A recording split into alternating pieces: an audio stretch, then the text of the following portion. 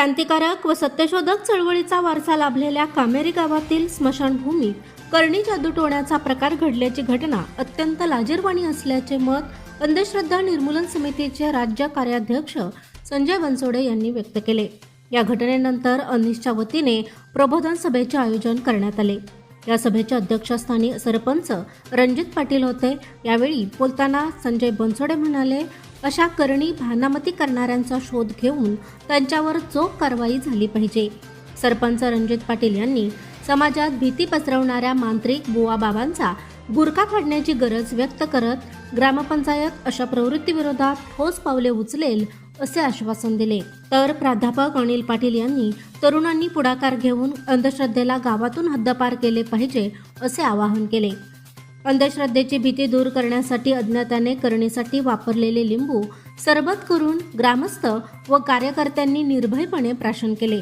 तसेच करणीचा नारळ फोडून सर्वांना खाण्यास देण्यात आला। अंधश्रद्धेला मूठ माती देत गावकऱ्यांना वैज्ञानिक दृष्टिकोनाचा ठाम संदेश देण्यात आला। अनेक गावकऱ्यांनी धाडसाने लिंबू व नारळ घरीही नेले।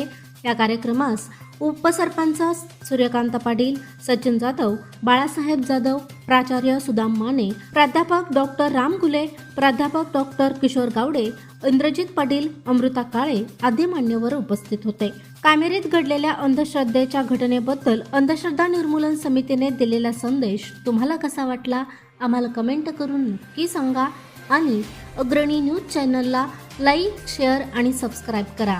प्रशांत कांबळे, अग्रणी न्यूज, विटा। पहिला मान सरपंचाचा पण असतोय, पण मी अगोदर सरपंच उपसरपंच आमच्या बरोबर होते, ते असते तर ते पण आले असते, काय अडचण नव्हती। कमी गोड झालं बघा ना, फोटो घ्या चला सरपंच। कर्तव्यदक्ष सरपंच आहेत, वाटाळ्या वाजवा की असं काय करताय काका? अन्य लोकांना देऊ एक एक गोट।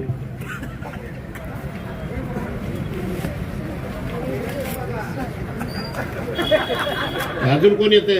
तुम्ही एक येणार ना, या।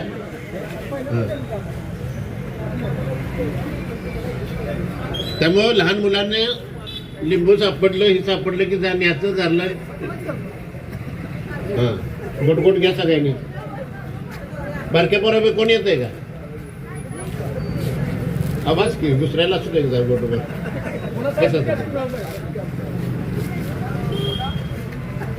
आता असं म्हणू नका।